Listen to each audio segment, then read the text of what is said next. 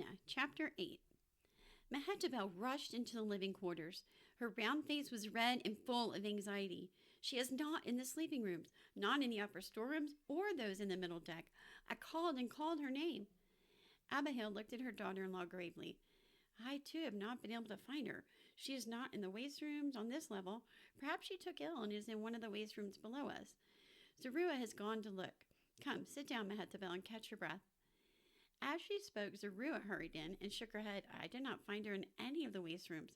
I called and called, but there was no answer. Abihail grasped the rail as the ark dipped. One of the men may have seen her. They've been working all day, snatching sleep and off to work again. She may have gone into the sheep pen or the goats and just fallen asleep.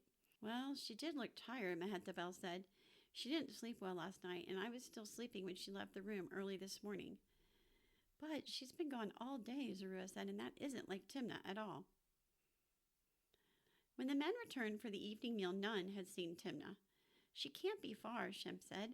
She'll be somewhere on this ark, probably sound asleep, most likely in the sheep pen with her dogs. Not there, only the dogs, Japheth said. I looked in on the sheep before I came up here. She's not in the goat pen either. I've spent the last half hour cleaning and putting down fresh straw for those goats. Abihail looked at her husband, a question in her eyes. Where can we look? She asked. Noah closed his eyes for a moment. Timna may not be so easy to find, he said, especially if she does not want to be found. What do you mean, husband? Abihail turned to look at Shem as she spoke. I think I know what you mean, father. She has not said it outright, but she is mourning for her sister and her family. Oh, Shem, her mother said softly.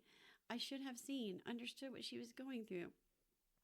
All of us know many we loved who have been lost, but she is so young. We must give her time. We will eat and then search for her, Noah said. The meal was over at last, and Shem rose quickly. Timna had not come. She was not in their sleeping quarters. For hours the men searched but found no trace of her. Noah laid his hand on Shem's shoulder. She has to be on the ark somewhere, son.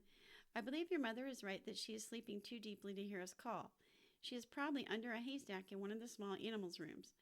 Get some rest now, and in the morning we will look again, room by room, until we find her. Ham took his brother's arms. We've already searched all the stalls with the larger animals. We know she is not there. Come on, we'll sleep for an hour or two and then begin again. By that time, she may be back. Reluctantly, Shem let his brother lead him back to the living quarters. Shem lay on the pallet, listening to the winds and beating rains. The ark was in constant motion now, dipping, rocking, turning. Where could she have run off to? He would search every haystack if she was not back by morning. He imagined every kind of possible place Timna might have gotten into. There were just too many. She'd be back when she came to her senses. Anger at her foolishness began to seep in, planning itself along his worry and weariness. Sleep came at last, but only moments before Japheth had arrived to call him to eat before they again began looking for Timna. She had not returned. All day long they looked and called but found no trace of her. Abihail had prepared a simple evening meal of flat bread and dried fish, but Shem took little. He was hungry, but all he could do was think of Timna. Why didn't she answer their calls? Surely she had heard their shouts, even with all the noise of the storm. Shem slapped his hand against his thigh. The family looked at him, waiting. Shem's face felt warm. Sorry, he said, and picked up his bread. He could take it no more. Timna had gone too far. She must come out of wherever she was hiding. I am sorry for all the trouble she has caused, he said, looking at the others. I'm sure she will not do this again. He wasn't sure, and he was more angry than sorry that Timna could be so heartless, so unthinking of others to stay away this long. His father looked at him closely. You had better feed the dogs, son, and leave them in with the sheep for another night. They are most likely missing Timna too. Shem rose with a startled look on his face. The dogs! Why didn't I think of them sooner? They'll find her. I know they will, he shouted, running into the walkway. Shem shoved the scarf he had taken from Timna's thing under Thief's nose. Smell that, boy? You can find her, right? Come on, let's go. Shem went to the door and opened it.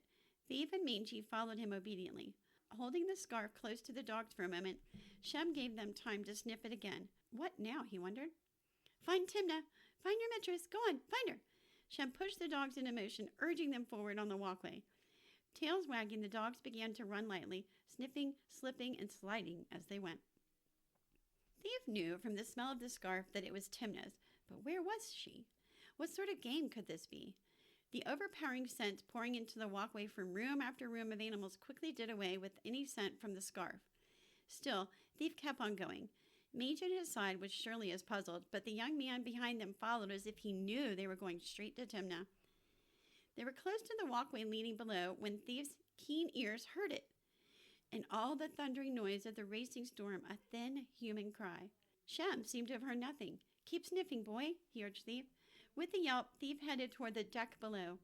Magi must have picked up the faint cry too and was running alongside Thief. Though it was darker below, the air was not filled with animal scents. Now Thief thought he smelled something, but before he was sure, he heard Timna's cry again. It came from the end of the walkway, the very place that he and Magi had hidden in their first day on the ark. Close to the room, Shem paused to listen to the winds. There was something else, a faint sound. "Timna! Good dogs!" he cried. "We found her!" Shem called her name loudly over and over. This time the answering call was clear. "I'm coming!" Shem shouted. The sight that met them as Shem stumbled into the room with Thief and Mangy brought a cry of anguish to Shem's lips. "Timna, you're hurt!" He ran to kneel by her and took her hands in his. Timna choked back a sob. "I'm so sorry. Forgive me, Shem, please," she begged in a weak voice. Shem was already examining her swollen foot, pressing gently around the ankle and on her leg. His shepherd's hands were sure and careful. What does the shepherd do when he finds his lost sheep? "Timna, you are more valuable to me than any sheep. Thank the Lord I have found you." After a few minutes, he gently laid her foot to rest on a small pillow of straw. "If you were a sheep, I'd say there are no bones broken, but your foot has been badly twisted." Timna was sitting up, and for the first time Shem noted the purple bruise near her hairline. "What's this?" he asked, reaching to touch her face. "Ow!" Timna exclaimed. "I'm afraid I struck my head hard when I fell."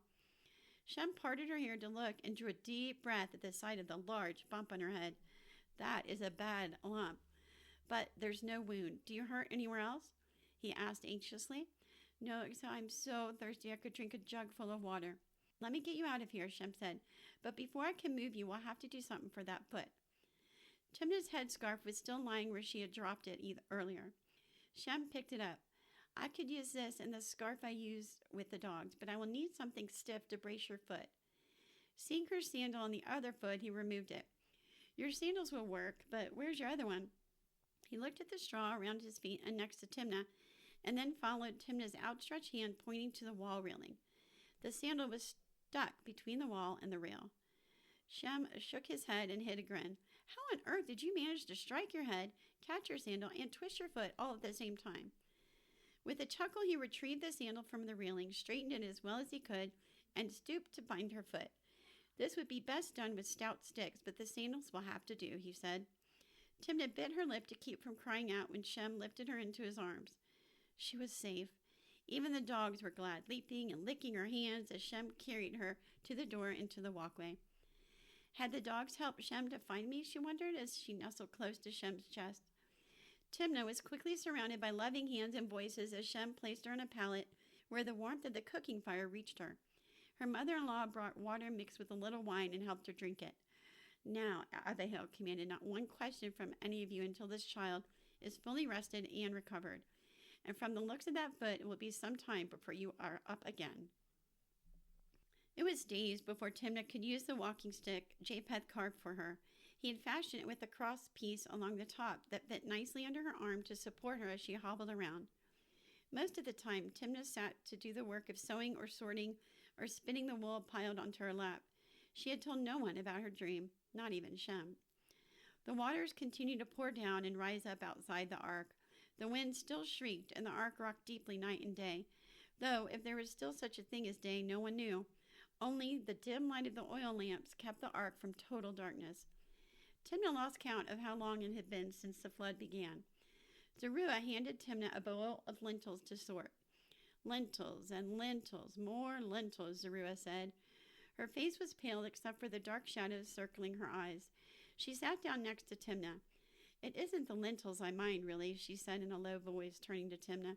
"It's this endless rain, the terrible winds. Sometimes I think the ark will just break apart.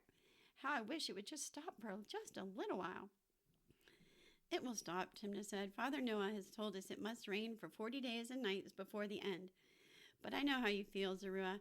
It is like there has never been anything but this flood. Sometimes I want to burst open a window, flood or not, for something besides this dimness of the oil lamps and darkness everywhere beyond them. Can I tell you something? Zorua nodded. If I never see another lintel, I will not miss them one bit. Zorua laughed, and Timna found herself laughing too. She threw her arms around Zorua and hugged her, lentils and all. In Zorua's ear, she whispered, "Soon, dear sister, soon it will be over." Zorua's thin shoulders shook, but she was no longer laughing. Great sobs racked her. Timna felt her own eyes fill with tears as she rocked her sister-in-law in her arms, crooning to her a song she used to sing to her small brothers when they woke at night. Hush, hush, little one. Morning light will come soon to banish night.